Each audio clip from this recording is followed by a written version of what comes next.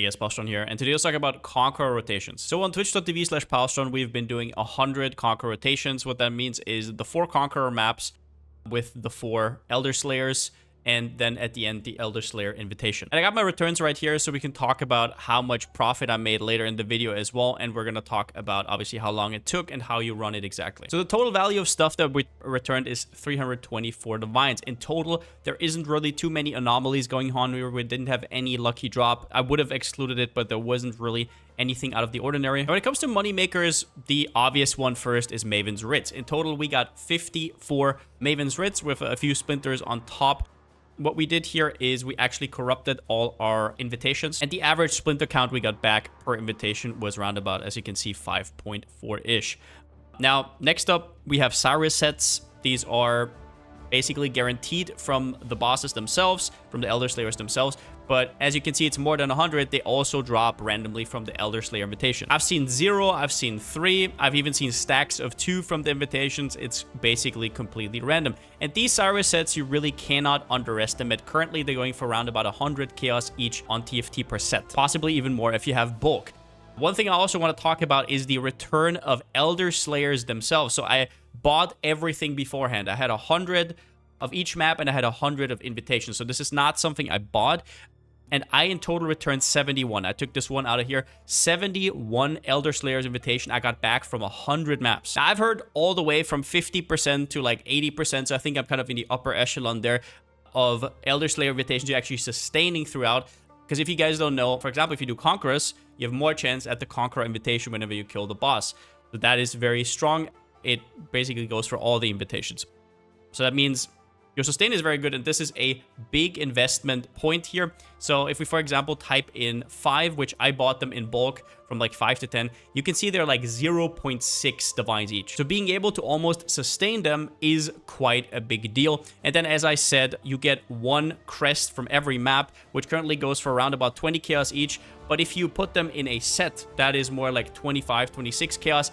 So you almost got back your map. Obviously not exactly if you buy them in bulk, but a lot of the investment that you take from the get-go is going to be back immediately. Another decent return is Conqueror Exalted Orbs. Let's actually see how much divines that was. Around about 17, so actually not that big of a deal. Divination cards we're going to talk about in a second. But obviously the Hunter's Exalted Orbs are worth a lot more than the others. I got 8 from some of the other ones. I got a little bit less. And then let's talk about divination cards, because this was a little bit surprising for me. I didn't realize just how many you get. The different Conquerors have different divination cards that belong to them, and then from the Maven's invitation there's also divination cards you can drop. A big money maker you can see right here is actually right up Justified Ambition. If you don't know what that is the card right here that gives you a random synthesis map. And this is actually not weighted from what I've heard, so you have a 1 in 5 chance every single time to get a Cortex. And as you can see here, we dropped a ton of them. As well as that, even the other synthesized maps sell really well in bulk. Then as you can see here, a Fate Worse Than Death. We made more than 4 Cortexes with that. They're pretty rare though, as you can see, only 18. The Mentophobia should also be a pretty big, yeah, it's right up here, around about 15 divines for what we dropped. Now, I don't exactly know, maybe it's actually more if we hand them in, but I wanted to keep them as is to not introduce any more randomness. The Bottled Faith card is really rare. It's not that big of a deal. Love Through Ice was incredibly rare. Only dropped 2. These go for, I don't know, what's the snapshot right here? Love Through Ice for around about 3 divines each. And I think the Strategist is a Drox only drop. We got like 8, so we can make an Inspired Learning, a corrupted one. I don't exactly know where the Dragonheart come from. Maybe one of the maps we ran. We can talk about that a little bit later. Then we have Orb of Conflict, which were not as common as I thought they would be. And I knew they weren't that common, but I got 19 back in those runs, so it's like a 1 in 5. One thing I want to mention is whenever the normal Maven invitation filled up, I also ran it. So obviously, you're also running different maps over time. You have to Horizon them, more on that in a second. But you do sometimes also get a few free splinters. And I also think I dropped 1 Orb of Conflict from there. And then we have some random stuff. I first want to start off with saying gems were not really all that big. The only good one I got was Awakened Ally Damage with attacks. All the other ones were kind of trash. But other random stuff I dropped was some other invitations that randomly dropped.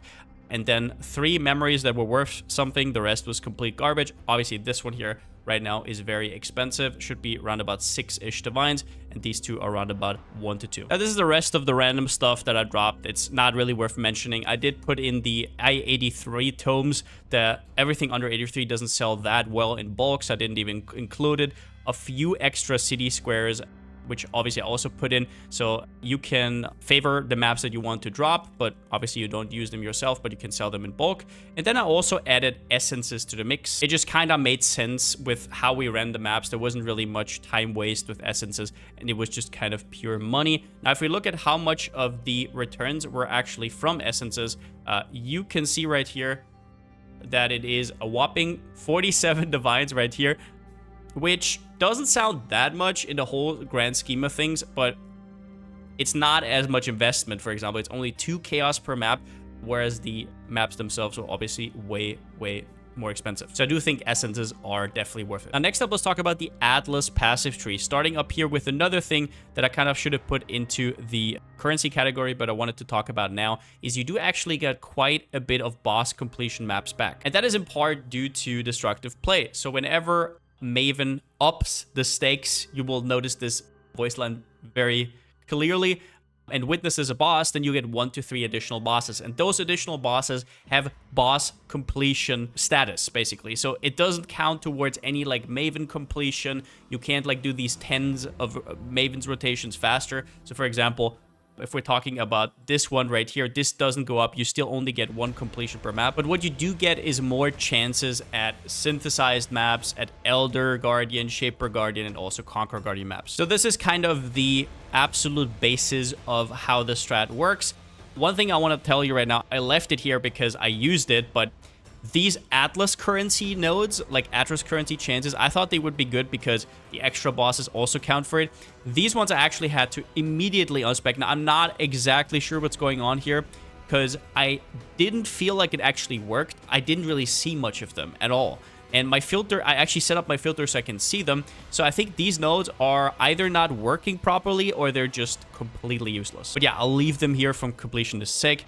Another big thing that they introduced, obviously, was the chance to drop a Maven's Invitation. This helps us a lot. Sustaining invitations and everything else here. I guess one more thing that I tested out, which you can, I don't know, do or not do, which is a little bit goofy, is the Unrelenting Torment. So whenever you go into a boss arena, like a Conqueror's boss arena, you have a chance that they're surrounded by tormented spirits. And if I understand correctly, so this is definitely true, the quantity on the map will actually translate into chance for extra Conqueror Exalted Orbs, and I was like, maybe that also works with Tormented Spirits. I have no clue if it actually does. I did see more Divination cards, the ones that are specific to Conquerors, but that might have just been confirmation bias. I didn't do that enough. I just added it somewhere in between. So if you want to try that, do it. The only reason I did it is because there isn't really much else to do. I guess you can add like, I don't know, Delirium or something like that, but these right here don't really do much. We're not even Wandering Path. The one thing you definitely want to max out is every single point of chance for map drops to be duplicated, because it doesn't count for synthesized maps, but it does count for these. But yeah, this was mostly just as a meme. I kind of wanted to try it out, and it worked just fine. It's probably overall better than just taking connected map nodes for maps that you don't even run anyways.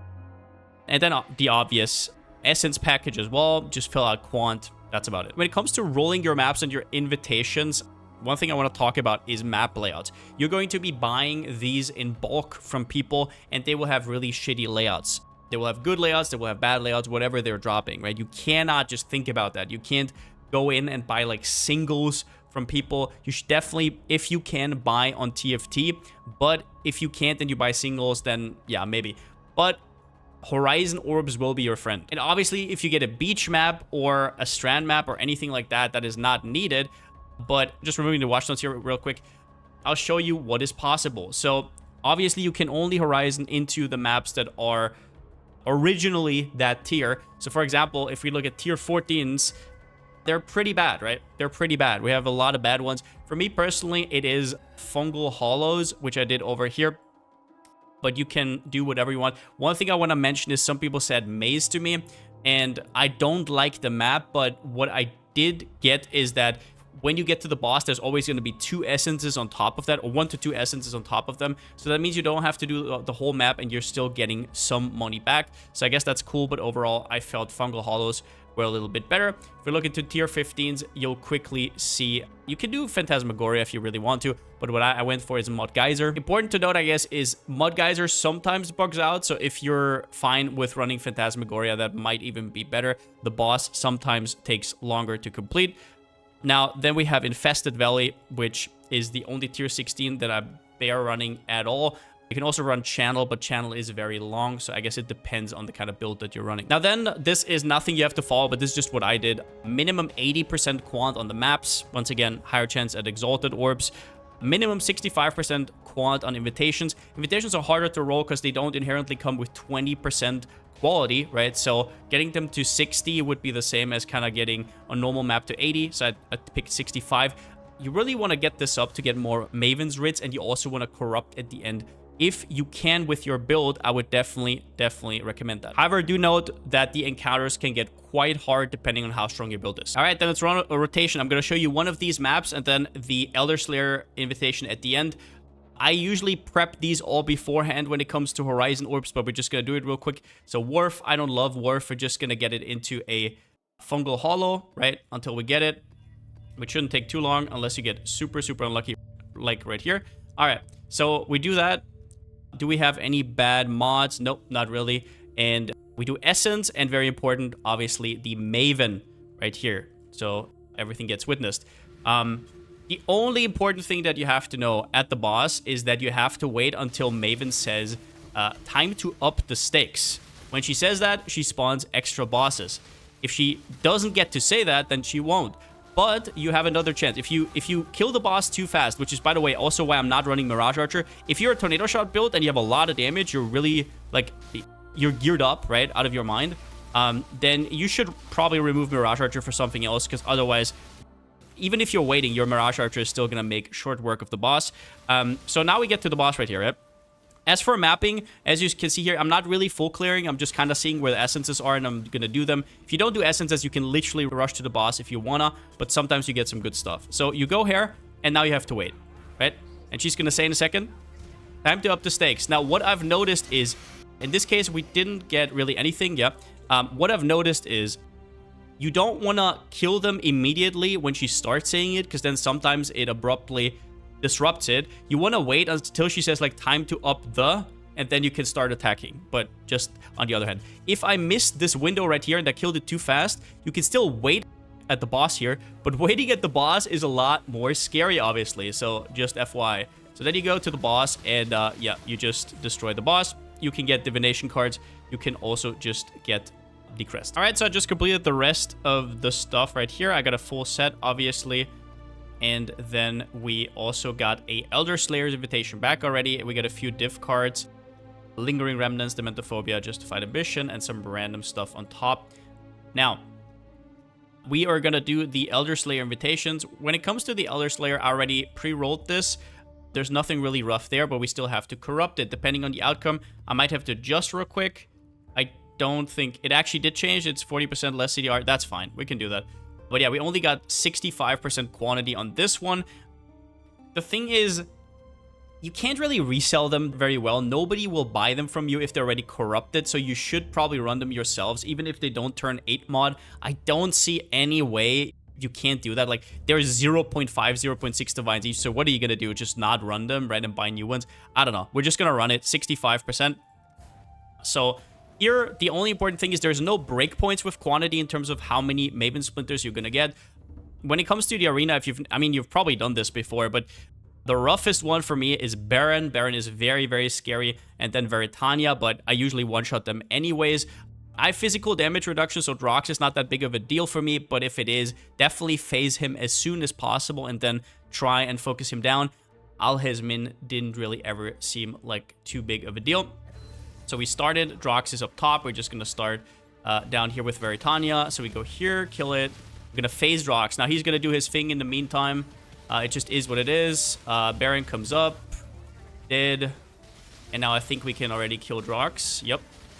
And there it is. Now let's see how many we got. We got 5. That's basically average. Now do note that you can pick up these items right here. I haven't had too much success. Some people told me they actually picked them up and then kind of I don't know, try and sell them in like a bulk tab, you definitely can do that. Just know that the money that I made, which we're going to talk about next, was without even picking them up at all. All right, so as we already talked about, the returns were 324 divines, but we obviously paid for that, right? So we paid Conqueror sets, 1.2 divine each, for a total of 100 rotations, I should say. It wasn't maps, it was actually 400 maps, obviously, with the invitations at the end. 130 div investment. Now, these 1.2 divines come from round about 0.6 to 0.7 per 4 of these maps that I bought from TFT, and then the invitations were around about 0.5 to 0.6. I didn't buy them immediately. If you have to buy them all at once, you're gonna pay more because you have to, I don't know, also buy from the ones that are more expensive, so you can kind of prep it over like a day or whatever, but it's not gonna take you all that much trading time in general. You just check here or there.